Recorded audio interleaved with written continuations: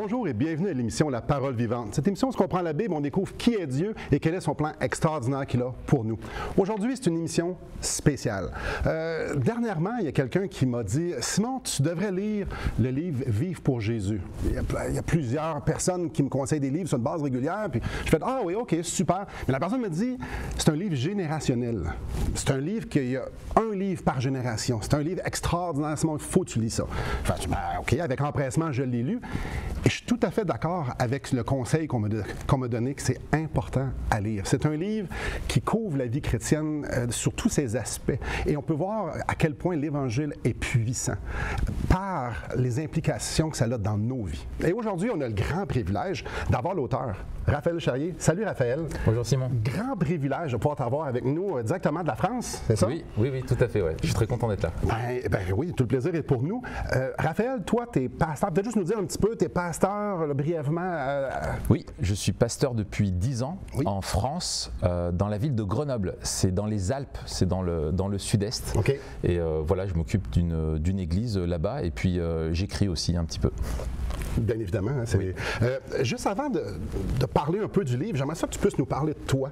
Et la raison est fort simple, je ne sais pas pour toi, mais moi, j'aime la nourriture, j'aime manger. Et quand je connais le cuisinier, il y a comme quelque chose qui c'est encore meilleur. Donc, connaître l'auteur aide à apprécier encore davantage parce qu'on peut l'entendre, on peut le voir au travers le livre. Donc, parle-nous de toi un peu. Toi, tu as rencontré Jésus comment, ton arrière-plan, tout ça? Je te laisse aller. Alors, c'était quand j'avais 23 ans. Okay. J'ai accompagné ma mère en vacances et Dieu, dans sa providence, dirige tout. C'était pas prévu du tout que j'accompagne ma mère et finalement, je l'ai conduit. C'est moi qui a conduit la voiture, enfin le char, comme vous dites, hein, qui l'a conduit jusqu'aux vacances. Et il se trouve que là où on était, il y avait des chrétiens qui étaient juste à côté de nous.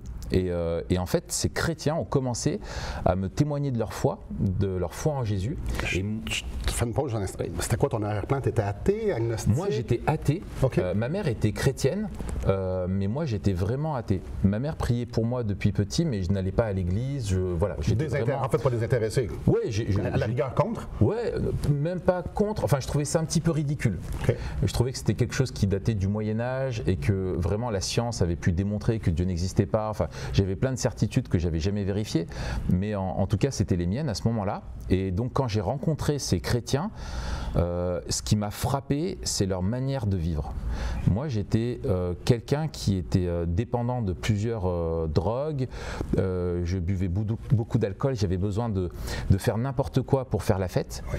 Et j'ai rencontré des jeunes gens qui pouvaient passer une soirée à rire, à passer des bons moments sans avoir besoin de beaucoup d'alcool pour ça. Ouais. Et ça, c'était pour moi révolutionnaire vu mon environnement. Mais vraiment, pour moi, c'était des martiens. Voilà, ouais. Je peux pas le dire mieux. Et en fait, ils ont commencé à m'expliquer la source de leur joie, que c'était Jésus qui les avait sauvés et tout ça. Et ça m'a semblé totalement ridicule. Ils étaient très gentils, mais je les trouvais ridicules. Mais quand même, cette conviction et ce qu'ils vivaient, ça, je pouvais pas le nier. Et quand je suis rentré chez moi, j'ai commencé par curiosité à lire l'Évangile selon Matthieu, et là j'ai rencontré Jésus. J'ai découvert le Jésus tel qu'il est décrit dans la Bible et pas tel que moi je le voyais dans mon imaginaire. J'avais l'image qu'il y avait sur les statues ou le bébé dans la mangeoire. Et là j'ai découvert sa seigneurie. J'ai découvert qui il était et j'étais irrésistiblement attiré par lui à vouloir le découvrir un peu plus. Et c'est comme ça que ma foi a grandi petit à petit jusqu'au 23 mars, donc c'était 2007, où j'ai plié le genou devant Jésus. OK. Puis, donc, c'est un 180, ça, là, de ne pas croire en Dieu. Et en l'espace de combien de temps? C'était en même pas 6 mois. Même pas 6 mois. Ouais, même pas 6 mois. Et j'imagine que tout de suite après, tu te dis, Jésus, sauve-moi, je reconnais qui tu es. Ouais, ça a été vraiment, en fait, plus je lisais dans l'Évangile selon Matthieu, et je discutais aussi avec un pasteur, plus vraiment toutes mes questions trouvaient des réponses, et des réponses qui me surprenaient tellement à chaque fois. Et j'ai compris comment Jésus, c'était lui la personne, c'était lui la réponse à mes besoins, pas des règles à suivre suivre, pas un changement de vie personnel, un code simplement à suivre, mais une personne vers qui je devais me diriger, qui lui avait accompli ce qui était nécessaire pour me sauver et qui me faisait une promesse qui était celle de sa paix, celle d'entrer dans son repos et m'offrir de pouvoir payer à ma place pour mes fautes à la croix. Et pour moi qui ai grandi en ayant toujours cette fuite de ce moment fatidique, quand tu te retrouves seul chez toi, dans ton lit le soir, la tête sur l'oreiller, et qu'il n'y a personne pour venir interrompre tes pensées, et que là tu es face à toi-même. C'est quelque chose que j'avais toujours fui. Et j'ai réalisé que dans ces moments-là, Dieu était là, qu'il me voyait et que lui me connaissait parfaitement, et que c'était lui qui voulait me sauver alors qu'il savait qui j'étais. Et ça, c'était extraordinaire. Lui voyait ce qu'il y avait dans mon cœur et était capable de me pardonner tout ça et de me transformer. Donc j'ai été attiré irrésistiblement.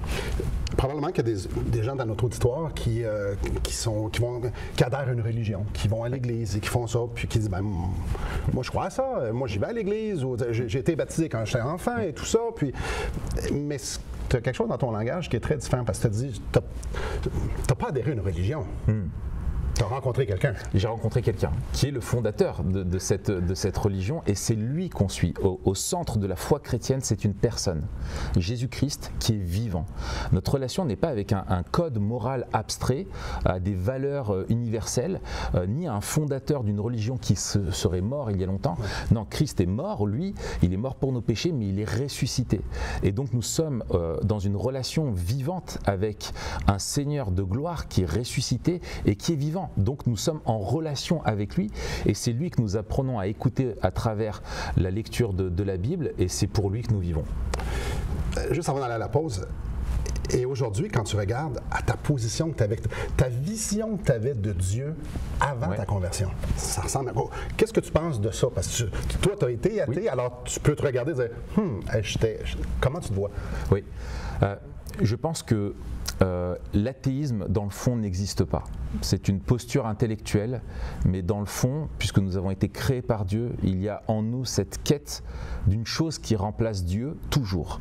Et c'est ça c'est de ça dont je me suis rendu compte que ce Dieu-là était celui qui venait à ma rencontre en la personne de Jésus, et que c'était en connaissant Jésus-Christ que je découvrais qui était le créateur de l'univers.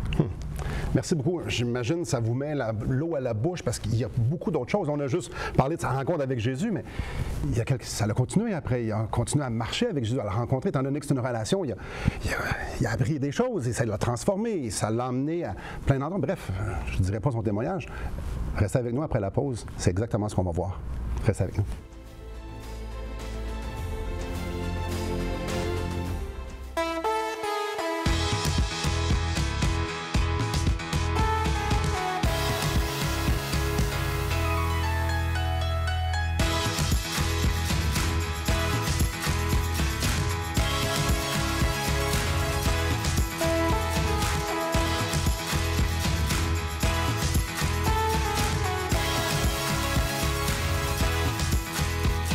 Pour en savoir plus, visitez radioespoir.ca.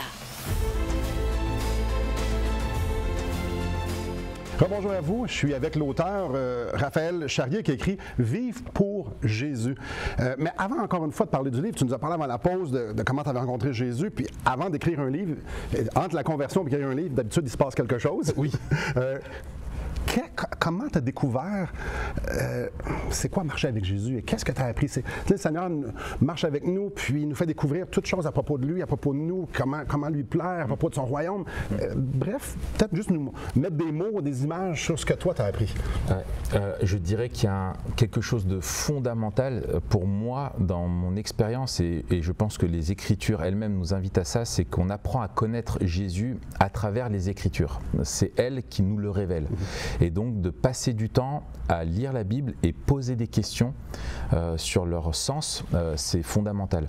Et c'est ce que j'ai fait, j'ai passé beaucoup de temps à lire et aussi en bénéficiant de relations autour de moi, de personnes dans l'église que j'ai rejoint tout de suite à ma conversion et puis aussi du pasteur et de chrétiens expérimentés avec qui je pouvais échanger sur mes lectures, poser des questions et surtout ce que je retiens avec le recul, ce qui compte c'est de de mettre en pratique ce qu'on comprend. Souvent, quand on découvre la Bible, il y a plein de choses qui nous semblent, qui nous dépassent. Et encore aujourd'hui, il y a tellement de choses qui me dépassent. Mais ce qui compte, c'est ce qu'on comprend, pas ce qui nous semble trop difficile à comprendre pour le moment. Et faire confiance que c'est Dieu lui-même, à travers sa parole, qui nous parle et qui se révèle à nous progressivement. Et au fur et à mesure qu'on met en pratique, on comprend le sens. Souvent, je trouve que le piège, c'est de dire, d'abord, il faut que j'ai tout compris et ensuite je pourrai mettre en pratique, mais c'est en mettant en pratique qu'on comprend le sens. Il me semble que la foi, c'est vraiment une manière de vivre, d'obéir au Seigneur, et c'est en obéissant qu'on voit, qu'on comprend ce qu'il veut pour nous. Beaucoup de gens dans leur vie chrétienne, après leur conversion, puis même avant leur vie chrétienne, ils veulent savoir quoi faire. Ouais. On aime les listes. Les êtres humains, on aime les listes. Les 12 choses à faire, les 12 choses à ne pas faire. Ouais. Si je les fais, si je ne les fais pas, ben, ça va déterminer si je suis un bon chrétien ou pas. Mais avant ça, il y a une personne. Puis souvent, les gens, ben Dieu, oui, Dieu, je le connais. Oui, je sais qui est Dieu. Il y a plein de choses à comprendre. Premièrement, un Dieu trinitaire, le Père, le Fils et le Saint-Esprit. Et ils ont tous des caractéristiques, ils ont tous un rôle à jouer dans notre salut et dans notre marche. Ouais. Pour toi, apprendre à connaître la personne, est-ce que ça t'a aidé à faire après? C'est fondamental. Comme on le disait tout à l'heure, c'est vraiment une personne qui est au centre de notre foi. C'est un Dieu qui est trinitaire. Et plus on apprend à le connaître, lui, intimement, plus notre vie est transformée. Et moi, je fais une distinction nette entre connaître des choses sur Dieu et connaître Dieu. Si je connais plein de choses sur le président de la République française, là où je vis, M. Macron actuellement, ça ne va pas m'ouvrir les portes du palais de l'Élysée. Si je vais sonner à la porte en disant je connais le président, on va me dire non, lui ne vous connaît pas et vous ne le connaissez pas. Et connaître Dieu, c'est le connaître intimement. Et Dieu se révèle à nous pour cette connaissance intime, et c'est le but des Écritures de nous le révéler. Donc de ne pas être simplement dans un exercice intellectuel, même si Dieu se révèle aussi à notre raison, à notre entendement, et nous devons comprendre qui il est, mais plus que de comprendre qui il est, nous devons faire l'expérience de la relation avec lui. C'est une connaissance intime, celle avec un Père qui veille sur nous et qui nous accompagne. Donc oui, apprenons à le connaître, et comment les autres aussi ont appris à le connaître m'a beaucoup aidé.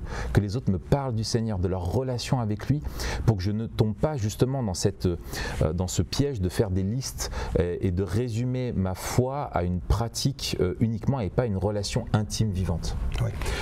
Je suis curieux, tu es pasteur à Grenoble depuis 10 ans. Oui. Comment que le Seigneur t'a amené ou t'a démontré que lui, c'est ça qu'il voulait pour ta vie? Alors, moi, ça a été assez radical. Comme ma conversion est allée assez vite, en fait, dans les jours qui ont suivi ma conversion, j'ai réalisé une chose, c'est que Dieu était souverain sur mon salut et qu'il avait décidé du jour et du moment de la rencontre fatidique et qu'il s'était révélé à moi. Ouais. Et je me suis dit, mais il aurait pu le faire des années plus tard ou plus tôt, et c'était quelque chose de mystérieux. Et a priori, j'étais en bonne santé, il me restait encore pas mal d'années à vivre devant moi, si Dieu le voulait. Et je me suis dit, mais il aurait pu choisir de me sauver sur mon lit de mort. On peut penser aux brigands sur la croix. Et donc j'ai réalisé que s'il m'avait sauvé jeune, c'était pour que ma vie lui appartienne. Et je ne savais pas encore, je ne peux pas dire que c'était l'appel au ministère pastoral, mais je savais que toute ma vie devait lui être consacrée, que je devais vivre pour lui. Et donc je pensais soit partir dans l'humanitaire, soit dans des choses... J'étais un peu caricatural au début, je ne voyais pas bien toute la richesse que c'était de vivre pour lui, que je pouvais le faire dans un travail normal. Mais en tout cas, j'ai très vite senti que j'étais mis à part pour servir l'Église et servir le message de l'Évangile, le partager. Et petit à petit, c'est l'Église qui a confirmé cet appel, qui l'a reconnu. Et c'est une passion qui n'a fait que grandir en moi et qui, j'ai l'impression, continue de grandir encore aujourd'hui. Et donc, tu es pasteur, mais avant de sauter dans le livre, tu fais d'autres choses aussi. Peut-être qu'il y en a qui t'ont vu ou qui t'ont lu sur Internet. Oui. Peut-être juste nous parler un peu de tes sites Internet avec lesquels tu collabores. Oui, alors on a un ministère avec plusieurs pasteurs en francophonie qui s'appelle toutpoursagloire.com.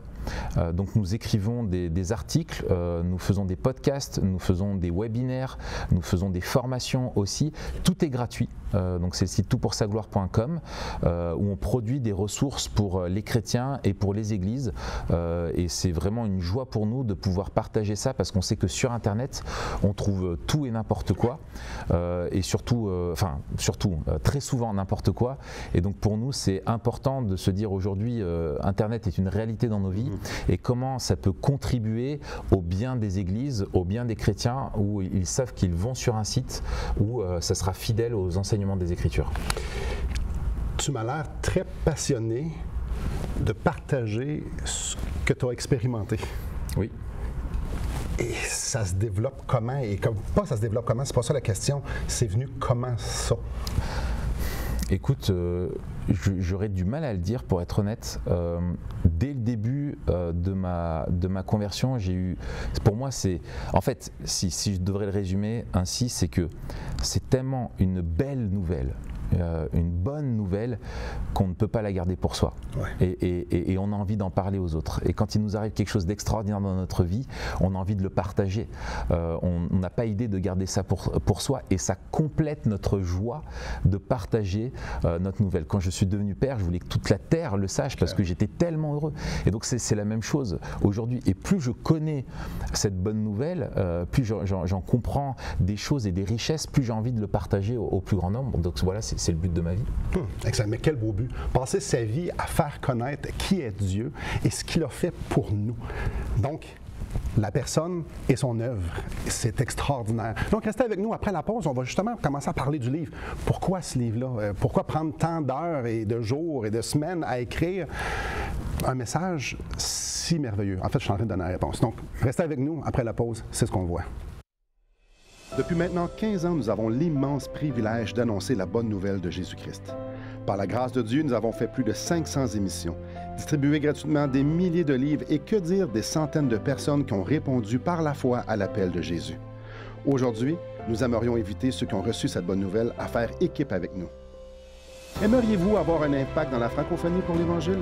Joignez notre équipe en participant financièrement à la production de l'émission et en nous permettant de continuer à offrir de la littérature gratuitement à ceux qui sont ouverts à l'Évangile. Contactez-nous. Il nous fera plaisir de vous partager comment vos prières et vos dons peuvent faire la différence.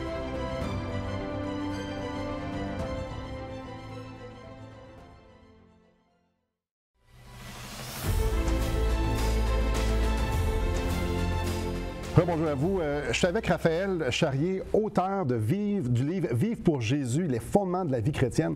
Raphaël, une des choses que je me pose tout le temps quand je lis un livre et je rencontre l'auteur, c'est de savoir, tu t'es levé un matin et tu dis « Moi, je vais écrire un livre de 225 pages comme ça ». D'où vient l'idée d'écrire un livre et du sujet du livre? Oui.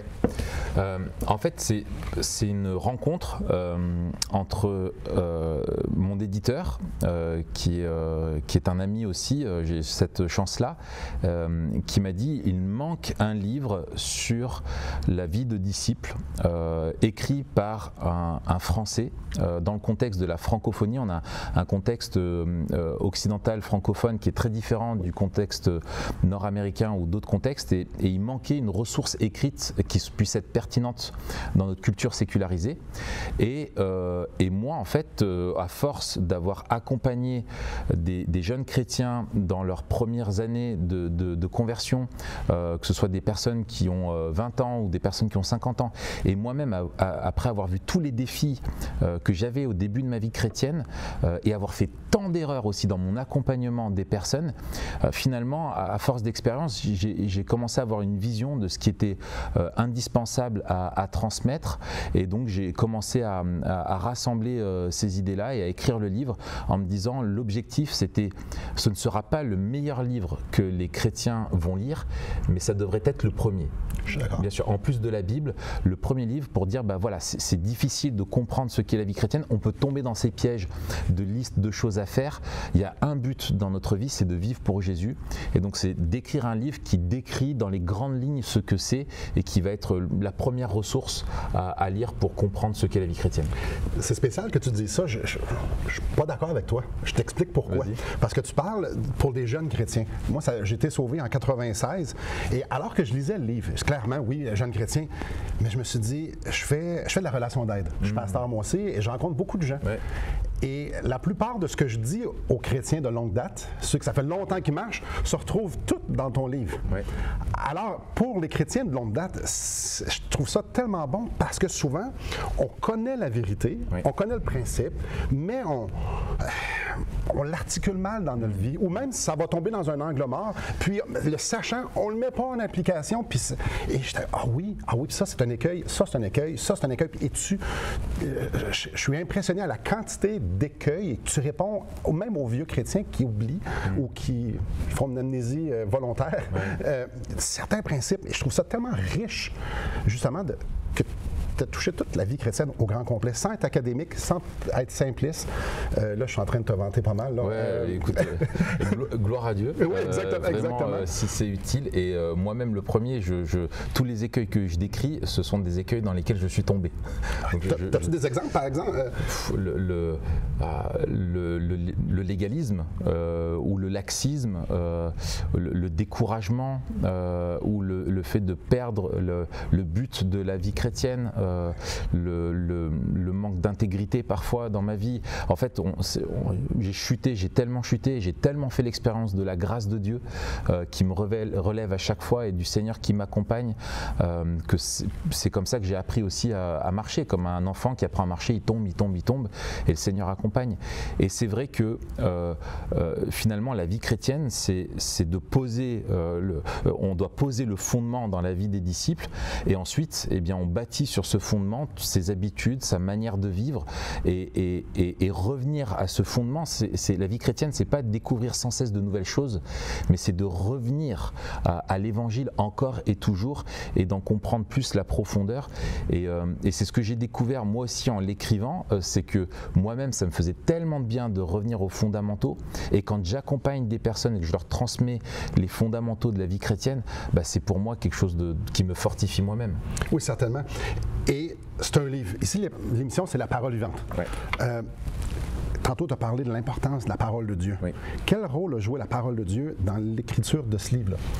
Alors, déjà, elle était la norme. C'est-à-dire que tout ce que je dis devait être conforme à ce que disent les Écritures. Oui. Et donc, j'ai soumis ce livre à de nombreux collègues, pasteurs, théologiens, pour avoir leur regard. Pour moi, le critère de fidélité était le premier. Et ensuite, j'ai intentionnellement beaucoup cité les Écritures, beaucoup cité de références en plus des Écritures, parce que ce que je veux, par ma pédagogie, c'est que le lecteur se rende compte à quel point la parole de Dieu est importante dans ma pensée, et que je veux vraiment qu'elle façonne ma manière de penser, de voir le monde et d'agir. Et donc, en saturant le livre de textes bibliques et de références à aller consulter, je voulais communiquer cet amour et faire découvrir un échantillon de toutes les richesses qu'il y a dans la Bible. J'aime la position que tu prends, ou le ton que tu prends. Tu ne prends pas le pasteur sur son podium qui s'adresse à nous, les ouailles ou les simples fidèles, les gens du peuple, puis que je vais vous montrer comment faire. C'est plus un grand frère qui a marché, puis qui a tombé, comme tu dis, que tu as tombé, souvent tu as marché. Laissez-moi juste vous raconter ce que j'ai découvert dans les Écritures, qui m'a servi. Chers auditeurs, chers amis, j'aimerais vous inviter à aller sur un site Internet. Et l'adresse va apparaître à l'écran, Publication chrétienne. Publication chrétienne, c'est un site Internet, c'est un magasin en ligne qui vend des ressources bibliques pour tous les âges et pour tous les goûts et pour tous les angles. Et évidemment, le livre de Raphaël est là. C'est un livre qui a été publié par BLF, mais c'est distribué par Publication chrétienne. Donc, sur ce site-là, vous trouvez ce livre-là et vous en trouvez plein d'autres. Et vous pouvez être assuré d'une chose. Moi, ce que j'aime de Publication chrétienne, c'est que j'ai pas vraiment besoin de me casser la tête tant que ça. Ce qui est là, c'est bon. Ce qui est là, c'est biblique. Oui, il y a des gens qui ont des opinions différentes sur certains points, mais c'est très bien élaboré, appuyé sur la parole de Dieu. Alors, je vous invite d'aller là et de vous prendre, évidemment, ce livre-là, d'acheter ce livre-là et d'en acheter plusieurs et de pouvoir en donner aussi aux autres, faire goûter cette joie-là que l'Évangile apporte à d'autres. Donc, restez avec nous après la pause. On va terminer l'émission justement pour faire une belle boucle avec l'Évangile. Restez avec nous.